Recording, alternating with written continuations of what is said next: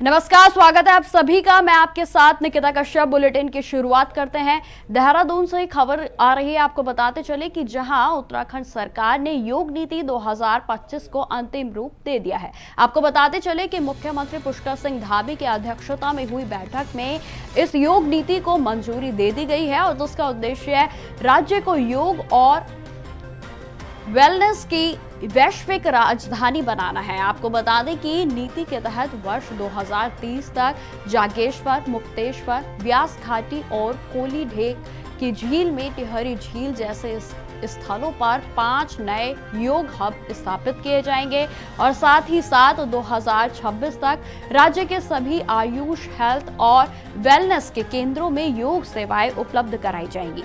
सरकार का फोकस योग, आयुष और वेलनेस के क्षेत्र में पूरे तरीके से विकास को विकसित करना है। नीति के अंतर्गत योग निदेशालय की स्थापना, योग ध्यान केंद्रों को बढ़ावा देना, योग प्रशिक्षण केंद्र को बनाना और शिक्षा प्रणाली में योग का एकीकरण प्रमुख लक्ष्य होंगे और इसके अंतर्गत अंतर्राष्ट्रीय योग सम्मेलनों का भी आयोजन किया जाएगा।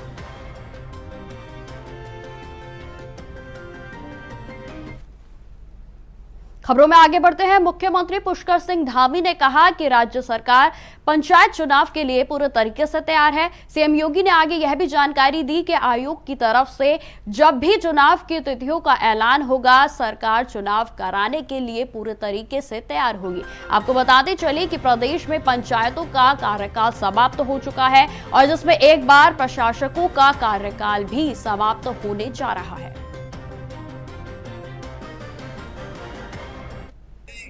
घोषणा की है कि हम स्टेप बाय स्टेप हमारे के नियमितीकरण के लिए आगे नीति लाएंगे, उस पर काम करेंगे और कल हमने मंत्रिमंडल में सभी लोगों ने एकमत होकर इसको आगे बढ़ाने पर सहमति व्यक्त की है और एक विशेषज्ञ समिति इस पर बनेगी और सभी पहलुओं का अध्ययन कर आगे जो है उसकी प्रक्रिया को आगे बढ़ाएंगे। सर, पंचायत चुनाव को लेकर क्या रणनीति आप लोग अपना रहे हैं? कार्यकाल भी समाप्त हो चुके हैं। हम पूरी तरह से तैयार हैं पंचायत चुनाव को लेकर। जैसा निर्वाचन आयोग जिस प्रकार की भी जो भी तिथि नियत करेगा उस नीति पर हम लोग चुनाव में जाने के लिए सरकार पूरी तरह से तैयार है।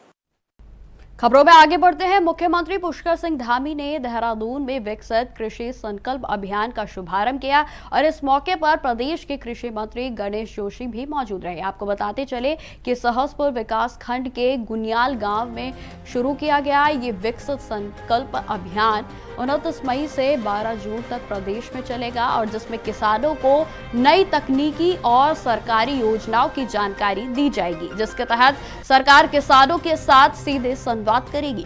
इस कार्यक्रम में किसानों के मिले फीडबैक के आधार पर सरकार नवाचार का डॉक्यूमेंटेशन भी तैयार करेगी। देश के अंदर इसकी शुरुआत प्रदेश के कृषि मंत्री शिवराज सिंह चौहान जी ने किया है। वहीं उत्तर प्रदेश में हमारे प्रदेश में इसका शुभारंभ प्रदेश के जी ने आज किया। इस विकसित अभियान का आशय विज्ञान को किसान से जोड़ना है। आज से लेकर 12 तारीख तक हमारे किसान के पास हमारे जो 6000 वैज्ञानिक हैं जाएंगे, उनको नई तकनीक के बारे में जानकारी देंगे और जो 2037 का विकसित भारत का पूरा सपना है उसकी शुरुआत से होगी। इसकी शुरुआत आज यहाँ पर हुई है और इसमें हम ये सुनिश्चित किया है जहाँ आज हमारे जितने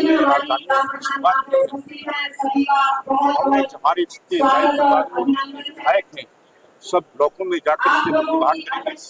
मैं खुद 32 तारीख से दिनों के दौर पर जा रहा हूँ ताकि किसानों से सीधा संवाद हो और केंद्र सरकार की योजनाएं हैं और जो हमारे दिशा में क्या कर रही है।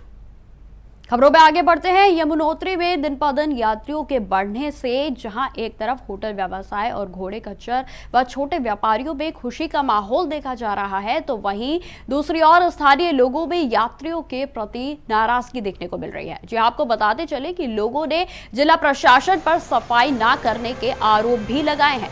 स्थानीय लोगों का साफ तौर पर कहना है कि जो भी यात्री मां यमुना के दर्शन के लिए पहुंचते हैं और स्नान करने के बाद अपने कपड़े मां यमुना में ही छोड़ देते हैं, और जिससे कि यमुना नदी के पास धारा जो है वो पूरे तरीके से गंदी हो रही है, और जिससे कि प्रशासन की तरफ से यहाँ पर सफाई की कोई व्यवस्था भी अभी तक नहीं की गई है।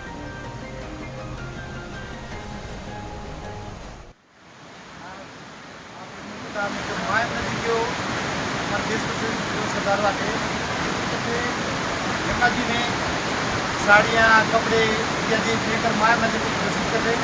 मैं समस्त श्रद्धालुओं से अनुरोध करूँगा कि कृपया माया नदी को प्रदर्शित न करें। अगर आपको दान करने का नहीं शौक है तो किसी गरीब को, किसी मजदूर को, किसी हमारे यमुना के लोकेशन पर जाए उनको दान करें, क्योंकि एक पुण्य का काम भी होगा। किसी गरीब आदमी पर मजदूर आदमी को दोगे तो भगवान आपको घुमाएँ, आशीर्वाद देगा। और साथ ही में जिला प्रशासन और जिला पंचायत और यमुनोत्री मंदिर समिति से भी अनुरोध करूँगा कि कृपया ये जो लोग मां यमुना जी को प्रदर्शित करने का जो काम करते हैं इसकी रोकथाम के लिए कोई उपाय करे और इसको रोका जाए। उत्तराखंड की राजनीति में वर्ष 2016 में भूचाल लाने वाले चर्चित दल बदल प्रखंड और इसके साथ ही दौरान तत्कालीन मुख्यमंत्री हरीश रावत के स्टिंग मामले में अब सीबीआई पूरे तरीके से एक्शन मोड पे नजर आ रही है। आपको बताते चले कि इस बहुचर्चित मामले की जांच में तेजी लाते हुए सीबीआई ने दल बदल करने वाले तत्कालीन विधायकों और अन्य संबंधित नेताओं को समन भेजना शुरू कर दिया है। सूत्रों की माने तो अलग अलग तारीख पर सबको तलब किया गया है, और इसको लेकर अब कांग्रेस की प्रदेश प्रवक्ता गरिमा मेहरा दसोदी का कहना है कि सीबीआई केस का जिनकी तरह बोतल से बाहर आना मतलब हरदा की न्याय यात्राएं निशाने पर है। आपको बताते चले कि हरदा की न्याय यात्रा है और झूठ का पर्दाफाश है। ये बोतल में से जिन की तरह बाहर आता रहेगा मामला जब जब हरीश रावत जी यानी हरदा सक्रिय होंगे। ऐसे में मुझे लगता है हरीश रावत जी की ये जो न्याय यात्राएं हैं, भाजपा के झूठ का पर्दाफाश है, भांडाफोड़ है, उसका तीर बिल्कुल सही निशाने पे लगा है। उनकी यात्राओं की गूंज यहाँ से लेकर दिल्ली दरबार तक पहुंच गई है, और भाजपा का हाई कमान अब हरीश रावत जी का ये जो अश्वमेध यज्ञ का घोड़ा है उसको थामने के लिए फिर से उन्होंने बोतल से जिन निकाल दिया सीबीआई जांच का, और कुछ न कुछ वो अब चुनाव तक लगातार इसमें करते रहेंगे ताकि हरीश रावत जी की जो एनर्जी है वो इस सीबीआई केस में लग जाए और वो अपने क्षेत्र में सक्रिय न रह सके, जिससे कि भाजपा को चुनाव में नुकसान ना हो पाए। तो कहीं ना कहीं रावत जी जब जब सक्रिय होते हैं तब तब आपको सीबीआई केस जिनकी तरह बाहर निकलता हुआ दिखाई पड़ेगा, और कितना खौफ और डर और भय हरीश रावत जी का भाजपा के दिल में है ये इससे साफ परिलक्षित है।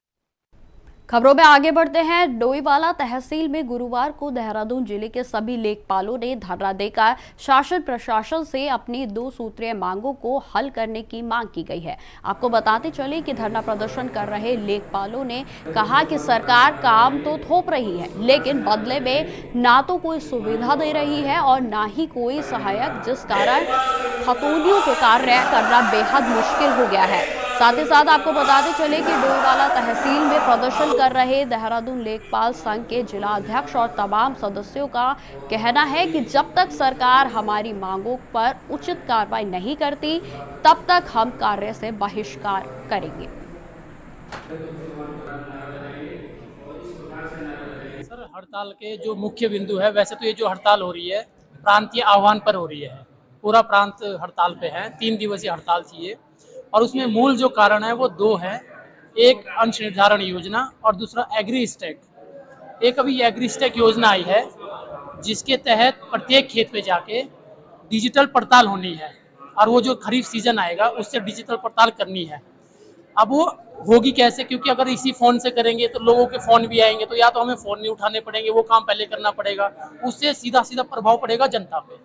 तो ये हम भी नहीं चाह रहे हैं कि जनता फिर हमारी शिकायत करे या हमें बोले कि आप लोग फ़ोन नहीं उठाते हैं। तो यार वो संसाधन दे दिए जाए ताकि वो कार्य हो जाए, लैपटॉप हो या टैब हो, और एक हेल्पिंग हैंड दे दिया जाए कि मैं फ़ोन अटेंड करूंगा।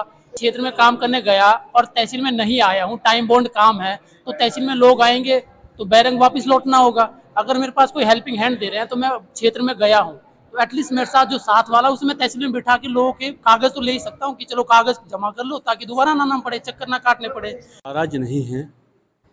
सरकार ने आम जनता के लिए अंत निर्धारण का कार्य, बहुत अच्छा कार्य शुरुआत की है। उसमें कुछ खामियां हैं, उन खामियों के लिए हमने पहले अपने आवेदन दिए, वार्ता हुई, वार्ताओं में कुछ बातों पर विचार किया गया, लेकिन कुछ बातों पर विचार नहीं किया गया। जिस तरह से ये कार्य किया जा रहा है, समय अवधि बहुत कम कर दी गई है। कोई भी खातेदार यदि अपना हिस्सा अलग कराना चाहता है तो उसकी एक रूपरेखा होती है, एसडीएम कोर्ट में वो अप्लाई करता है और वो कम से कम 8-10 साल सामान्यतः लगते हैं उसके अंदर, जबकि पूरे अभिलेख वो तैयार करके देता है। और यहाँ लेखपालों से कहा जा रहा है कि आप 2 महीने के अंदर 5 गांव आप करके देंगे, जो संभव नहीं है। और वो भी तब रिकॉर्ड की जिम्मेदारी काश्तकार की नहीं होगी, लेखपाल की होगी। लेखपाल के पास केवल आज का रिकॉर्ड है। ऐसी स्थिति में हम अंश निर्धारण का अगर कार्य करेंगे, उस कार्य करने के अंतर्गत लोगों की सुविधा ज़्यादा, असुविधा ज़्यादा होगी। खबरों में आगे बढ़ते हैं। रुड़की पुलिस ने मोहल्ला पठानपुरा और इमली रोड से चोरी करने वाले 3 आरोपियों को चोरी किए गए 100% माल की बरामदगी के साथ गिरफ्तार किया है। आपको बताते चले कि चोरी किए गए सामान में चांदी की ज्वेलरी, मोबाइल फोन, नकदी समेत 2 बाइक भी बरामद की गई हैं। पकड़े गए चोरों में से एक चोर रुड़की के पठानपुरा में रहने वाला था, तो वहीं आपको बताते चले कि 2 चोर उत्तर प्रदेश के देवबंद के रहने वाले हैं। पुलिस के मुताबिक तीनों चोरों को रुड़की नहर किनारा ओवरब्रिज के पास से गिरफ्तार किया गया।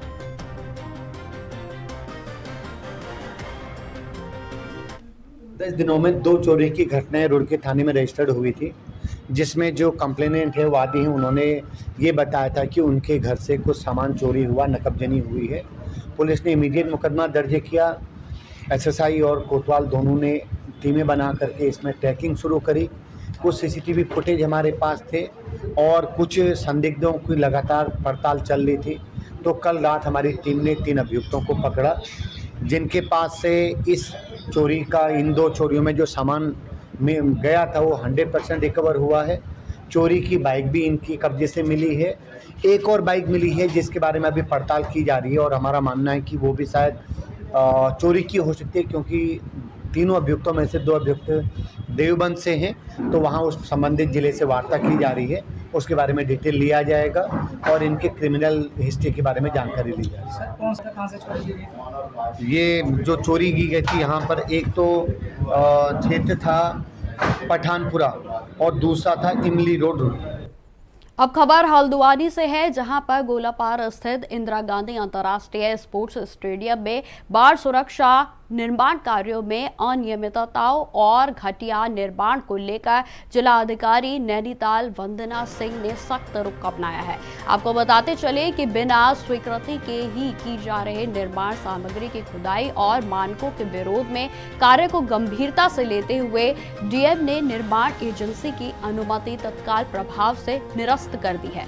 जिलाधिकारी के द्वारा सचिव सिंचाई विभाग और उत्तराखंड के शासन को भेजी गई रिपोर्ट में सिंचाई विभाग की कार्यशैली पर कई सवाल उठाए गए हैं। रिपोर्ट में कहा गया है कि विभाग के द्वारा डिजास्टर मैनेजमेंट एक्ट 2005 के तहत प्राप्त अनुमति का दुरुपयोग करते हुए नदी से अवैध रूप से निर्माण सामग्री निकाली जा रही है।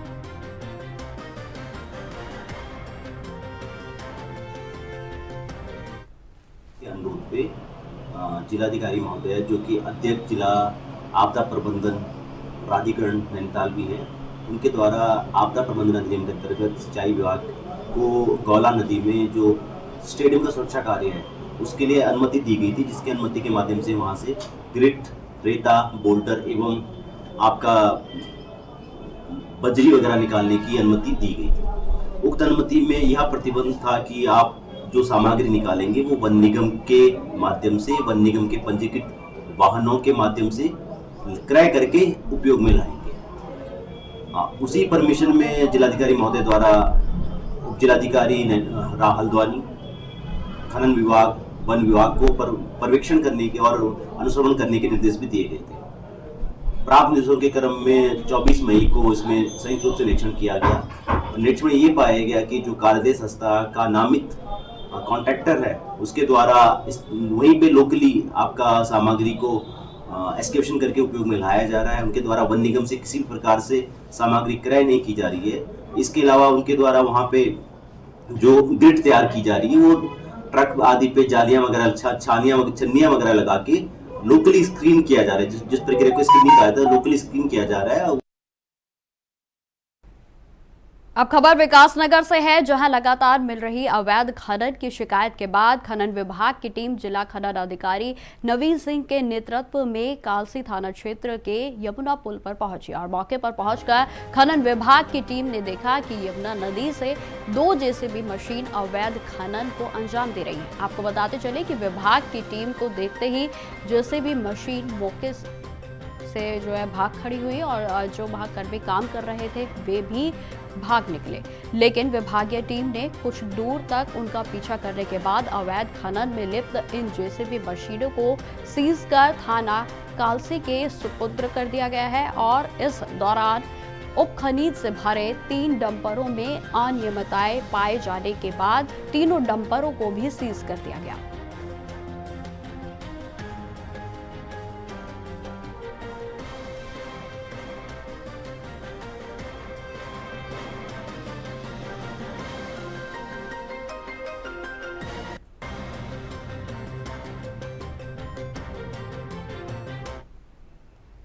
अब खबर देहरादून से है, जहां पर नगर निगम ने मानसून सीजन से पहले तैयारी शुरू कर दी है और नाला गैंग को सक्रिय कर राजधानी की नालियों की सफाई का काम तेज कर दिया गया है। आपको बताते चले कि अब तक 16,000 मैट्रिक टन से अधिक कूड़ा नालियों से हटाया जा चुका है। मेयर सौरभ थपलियाल ने जानकारी देते हुए बताया कि आने वाले दिनों में इस कार्य को और भी तेज गति से किया जाएगा ताकि बरसात से पहले ही नालियों और सड़कें पूरी तरीके से साफ और चोक फ्री हो सके। उन्होंने यह भी बताया कि कुछ स्थानों पर नालियों को गहरा करने की भी आवश्यकता है ताकि बारिश के दौरान सड़कों पर जल भराव की समस्या ना हो। नगर निगम की इस पहल से शहरवासियों को मानसून में राहत मिलने की उम्मीद नजर आ रही है।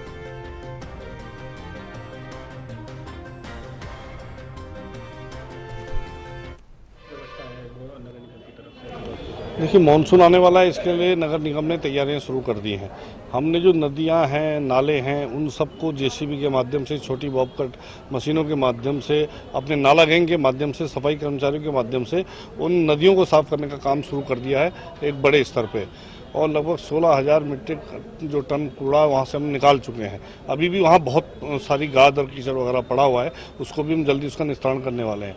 इसके अलावा जो है, हम जो नालियाँ हैं, शहर भर की नालियाँ, उन नालियों को वहाँ के जो हमारा सफाई कर्मचारी हैं उनके माध्यम से और उन नालियों को भी साफ़ करने का काम कर रहे हैं। नालियाँ थोड़ा साफ, कहीं कहीं पे नालियाँ गहरी करने की भी आवश्यकता है, क्योंकि जो सड़कों में पानी बहता है, अगर नालियाँ थोड़ा गहरी हो जाएँ और साफ़ हो जाएँ तो मुझे लगता है कि काफ़ी हद तक हमें ड्रेनेज वाली जो प्रॉब्लम है कि जल भराव होता है उससे छुटकारा मिलेगा। कुछ नई नालियों के निर्माण की आवश्यकता है, जिसको कि हमने जगह चिन्हीकरण कर रहे हैं और वहाँ पे नई नालियों का भी निर्माण हम लोग करने वाले हैं। वैसे वादे बहुत किए जाते हैं।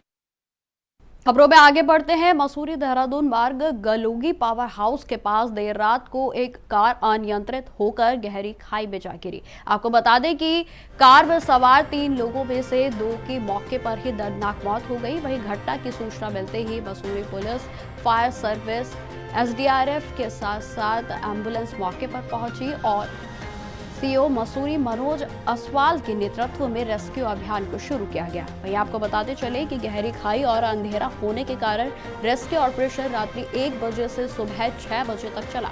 गहरी खाई होने के कारण मृतकों की शवों को रेस्क्यू करने में भी काफी दिक्कत आई है और वहीं आपको बता दें कि सीओ मसूरी मनोज असवाल ने जानकारी देते हुए मामले में बताया कि कार में 3 लोग सवार थे, जिसमें से एक व्यक्ति ने कार से छलांग मारकर अपनी जान बचाई और जिसे पुलिस को पूरी घटना जो है उसी के द्वारा दी गई थी। साथ ही साथ उन्होंने यह भी बताया कि कार में सवार अन्य 2 लोगों की मौके पर ही मौत हो गई। उन्होंने बताया कि मसूरी पुलिस, फायर सर्विस और एसडीआरएफ के द्वारा संयुक्त रूप से रेस्क्यू अभियान चलाकर खाई में गिरे दोनों युवकों के शवों को निकालकर 108 एम्बुलेंस से देहरादून कोरोनेशन अस्पताल में भेज दिया गया है। जानकारी देते हुए यह भी बताया गया कि 3 लोग देहरादून के रहने वाले थे और देर शाम को मसूरी घूमने के लिए आए थे। वह वापस लौटते समय गलोगी पावर हाउस के पास कार अनियंत्रित होकर खाई में जा गिरी। देखिए, लगभग 1:25 पे हमारे जो इंस्पेक्टर मसूरी का सरकारी फ़ोन है, उस पर एक व्हाट्सएप कॉल के माध्यम से सूचना मिली कि यहाँ पे गलोगी के पास एक गाड़ी एक्सीडेंट हुई है, जिसकी सूचना पे हमारे एसएसआई मसूरी अपने चौकी इंचार्ज कोलू खेत और अन्य चिता कर्मियों के साथ मौके पे पहुँचे। साथ ही साथ एसडीआरएफ, फायर को भी इसकी सूचना दी गई। साथ में उच्च अधिकारियों को भी इसके बारे में अवगत कराया गया और सभी के द्वारा मौके पे पहुंचकर यहाँ पे जब रेस्क्यू ऑपरेशन चलाया गया तो उसमें से जिनके द्वारा सूचना दी थी वो सकुशल हैं अंशुमन त्रिखा, जो सेवक आश्रम रोड देहरादून के रहने वाले हैं। और जब रेस्क्यू ऑपरेशन चलाया गया तो हमें 2 लोग मृत अवस्था में मिले हैं। एक तो छिटक के अलग गिरे हुए थे, जिनको निकाल के एक सुरक्षित स्थान पर रखा गया है, तथा एक बॉडी गाड़ी में फंसी हुई थी, उसको भी गाड़ी से निकाल लिया गया है।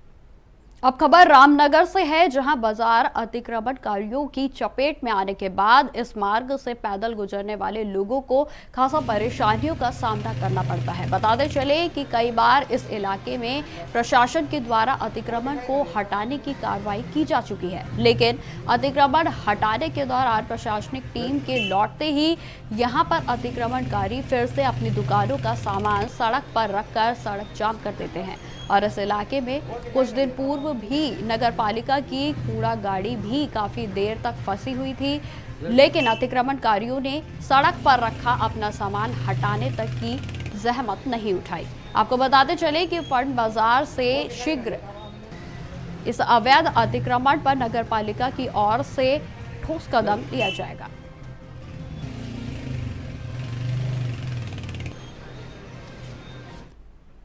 खबरों में आगे बढ़ते हैं। विपक्षी पार्टी कांग्रेस के आरोप सच साबित हो रहे हैं। जी आपको बताते चले कि सूचना आयोग की वेबसाइट पर राज्य के विभिन्न विभागों के 863 अधिकारियों के नाम ऐसी सूची में डाले गए हैं जिन्होंने बीते वर्षों में ना तो सूचना आयोग की तरफ से दिए गए निर्देशों का पालन किया है और ना ही आदेशों की अवहेलना करने पर सजा का भुगतान किया है। इसलिए अब कांग्रेस पार्टी आरोप लगा रही है कि राज्य में अराजकता बढ़ चुकी है और कांग्रेस नेत्री गरिमा दसोनी ने इस पर कहा कि अब तक कांग्रेस पार्टी के विधायक और नेता आरोप लगाते थे कि अधिकारी उनकी बात नहीं सुनते हैं, लेकिन अब यह साबित हो चुके हैं कि सूचना आयोग की सूची में ऐसे अधिकारियों की संख्या बढ़ गई है जो आदेशों का पालन नहीं करते हैं। विपक्षी पार्टी कांग्रेस के आरोप सच साबित हो रहे हैं।